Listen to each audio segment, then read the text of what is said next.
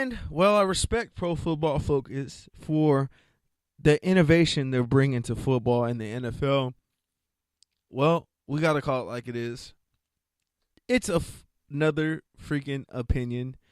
And really, a lot of people just kind of use it as an echo chamber to what they already believe, myself included, or they use it as a substitute to actually watching and breaking down film because it's much more convenient to look at charts and ratings than anything else. But really, if you look at them, especially their offensive and defensive lines, they're full of shit. Like, literally, they're terrible. But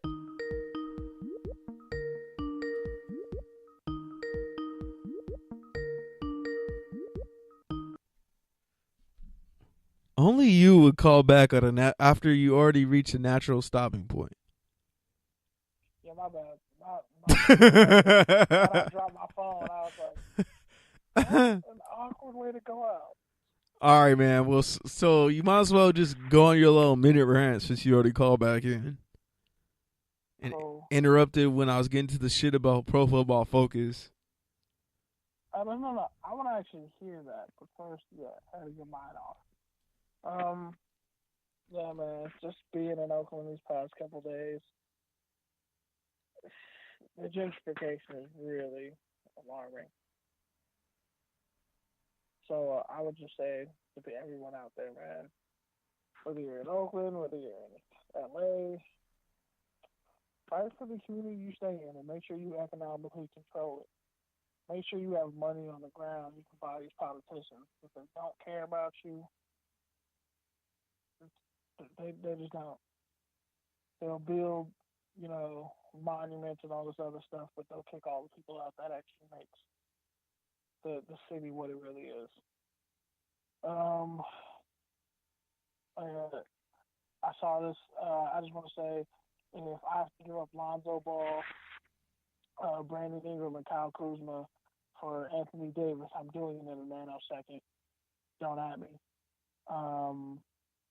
Also want to say, yeah, man, this is just a terrible season for the Raiders. This is probably rock bottom, honestly. And we'll look back on it in history and be like, Gruden ruined this franchise. But hey, it's kind of like the Thanos finger snap. It just had to happen. So, see what happens in Vegas. Other than that, man, wish y'all happy holidays. Stay safe out there. It's crazy in the Bay. Some of the news that they're getting out here is like false LA news. Like the stories, it's shocking. And like all the random people getting stabbed at train stations. It's insane out here. But yeah, as I said, I will be back next week in studio. Deuces. All right, man. That was a good little bit. Shout out to you. Shout out to you. Yeah, you know how to get my little hang off. But whatever. It's all good. Kenny probably going to try to catch my fade after that hang up. But he interrupted my Pro Football Focus rant, so it's all good. Pro Football Focus, where was I? Pretty much what we're seeing and being a part of right now. And the Ringer actually did a piece on this, which I know Kenny hates the Ringer, but I don't care. He's not here. So the Ringer pretty much broke it down. We are in the start of what is the football analytics era. We are finally at a point to where not only are NFL teams taking in a lot of data, but they're actually learning how to break it down. And it's not so much access to the data. It's not so much keeping and tracking the data itself. It's figuring out how to analyze and break it down. So what does that mean? Well, for those of you who work in any sort of job where you have to deal with numbers, whether it's in media, whether it's accounting, anything like that, of course, you can take as many numbers as you want. But if you don't actually know what to do with those numbers, if you don't know how to actually break it down, how to analyze it, how to make something out of it, how to optimize, and how to make yourself more efficient, whether that means making more money, more traffic, or taking a logical conclusion from that data, point is, it's useless. And that's where we are in the NFL. It's pretty much a race to see who can analyze the data the best and the fastest. Thus, we have services, including Pro Football Focus, which come in and consult certain NFL franchises, supposedly all 32, on how to not only break down players, but to analyze data. And honestly, they're full of shit. And that's kind of where the rub is, because you have these old football heads who've been understanding and breaking down football pretty much their whole entire life, who are used to turning out the nerds, the people, the data scientists, sort of like that the movie The Moneyball. And that's kind of what's going on in football, because for a long time, Moneyball happened in the 90s, right? So baseball has already kind of gone through that culture shock. They've adapted. Basketball has also gone under similar culture shock. They've adapted. And now, as always, football's reactionary. They're the last to do everything. So they're finally catching on. They're finally realizing that practicing and making players run 6,000 yards in practice is probably going to lead to that player breaking down.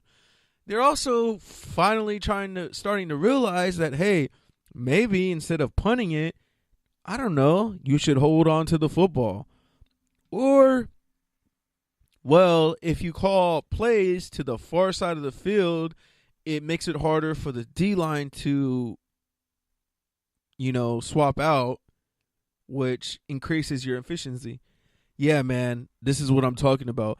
We're making $1 million great conclusions from all this awesome data that we finally have. Because really, what I'm really saying, bruh, duh, all this shit is obvious, man. Like, it doesn't take a rocket scientist to know that holding on to the football is going to increase your chances of winning. We've known that since we've been playing Madden and going for it on everyday fourth down.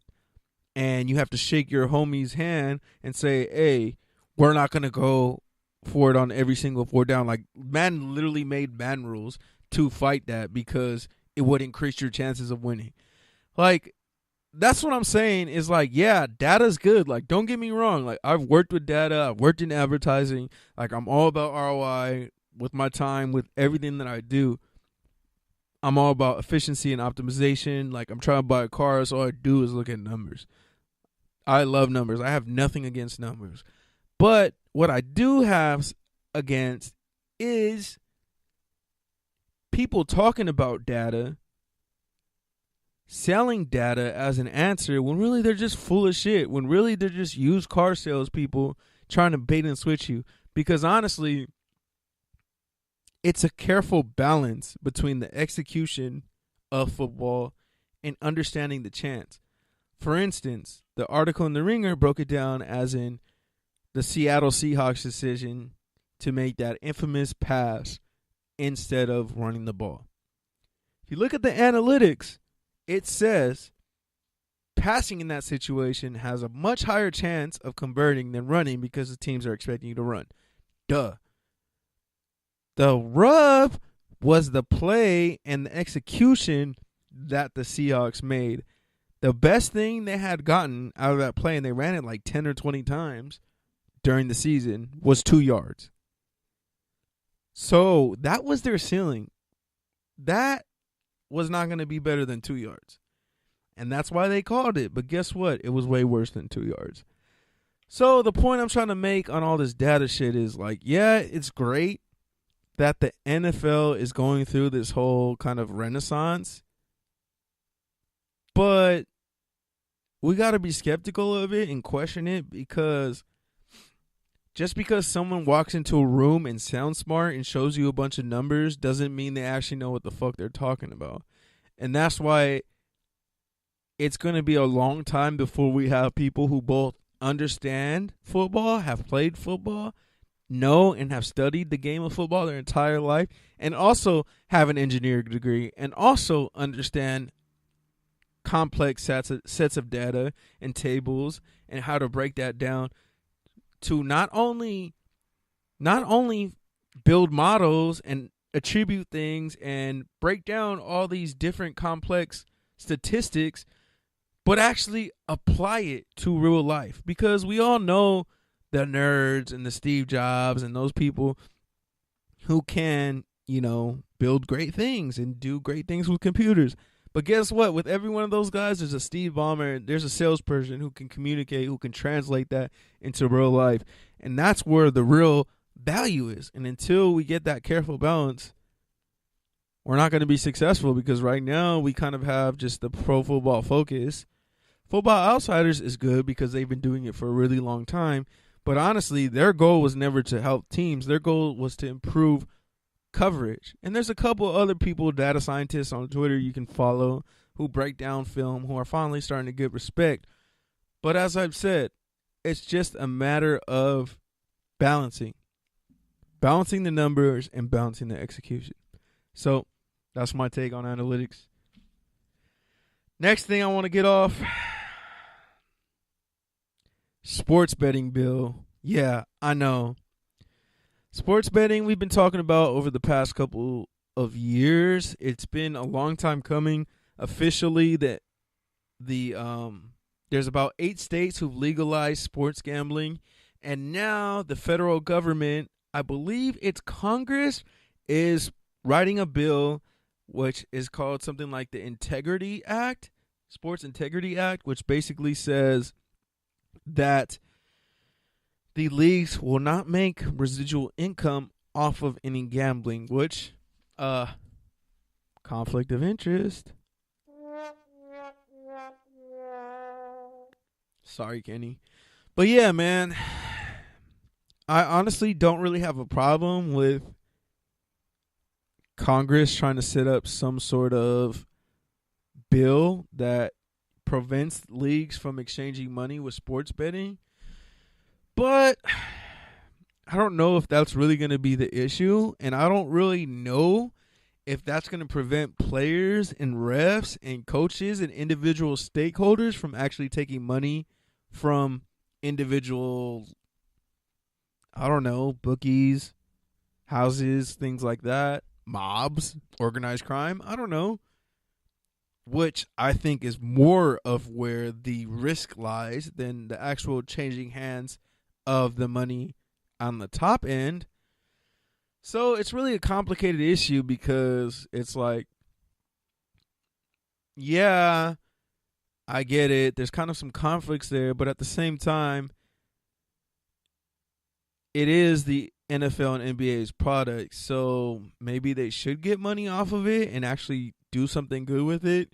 And I know if Kenny were here, he would say that the NCAA should be doing that and using that as a revenue source to give to players. I wouldn't necessarily say that, but if someone should get it, I guess it should be the players. Why not? Point is, this whole betting thing is a new frontier. So over the next few years, it's going to be an ongoing storyline, really a big storyline, because pretty much the way I look at it is the government's really just trying to protect the funds and the ends from them, because I'm pretty sure they're going to be getting some sort of tax off all this money changing hand. But I don't know. Why give that to the leagues? Why not just keep it for yourself? Why not just keep it for the taxpayers? I don't know. It's going to be an ongoing thing. Shout out to Andrew for also saying it's very early in the courts. Yes, I know.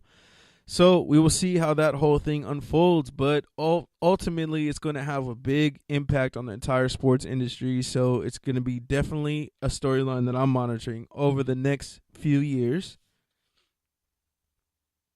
And lastly, man, I'm going to close out the show on this note.